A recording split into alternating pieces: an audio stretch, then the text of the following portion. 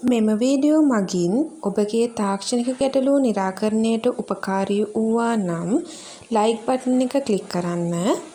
අපගේ නවතම තාක්ෂණික වීඩියෝ මගින් ඔබගේ තාක්ෂණික ගැටලු නිරාකරණයට සහ දැනුම වර්ධනයට පහළ ඇති සබ්ස්ක්‍රයිබ් බටන් එක සහ බෙල් ලකුණ ක්ලික් කරන්න. ආසේ මැෂිමේ ටයිමින් තබා ගැනීමේ අවස්ථාවයි අපි ඔබට මේ පෙන්වන්නේ. මුලින්ම අපි මේ ඩයල් එක 6ක් උපරිම සීමාව දක්වා ගේනවා.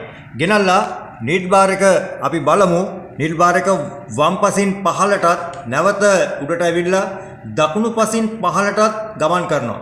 දකුණු පසින් පහළට ගමන් කරාට පස්සේ අපි දකුණු පසින් පහළට සම්පූර්ණයෙන් අරගෙන අපි මේ මැෂිමේ ටයිමින් තියන්න හැකියාව අපිට තියෙනවා. අපි මේ කැරියර් එක සම්බන්ධ කරලා දැන් බලමු. අපි දකුණු පසින් තමයි මේ නීඩ් බාර් එක සම්පූර්ණයෙන් පාතට ගත්තේ. ඒ නීඩ් බාර් එක අපි නැවත උඩට හිමින් ගනිද්දී අපිට පේනවා කැරියර් එකේ පොයින්ට් එක එනවා නීඩ් බාර් එක දිශාවට.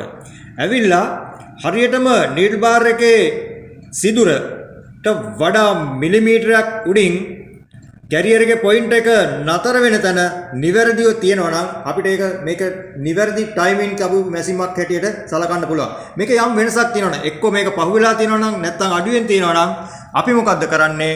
මෙන්න මේ ස්ථානයේ තියෙනවා ඔබට මේ ඇනවලින් මේක බුරුල් කරලා නිවැරදි තැනට කැරියර් එක පොයින්ට් එක සම්බන්ධ වෙන නීඩ් එකට සම්බන්ධ වෙන තැන නිවැරදි කරගන්න පුළුවන් මේ ඇන දෙක බුරුල් කරලා ඒක නිවැරදි ලෙස ඇඩ්ජස්ට් කරගත්තොත්. ඒ තමයි අපි නිවැරදි ආකාරයට ටයිමින් තියෙන විදිහ.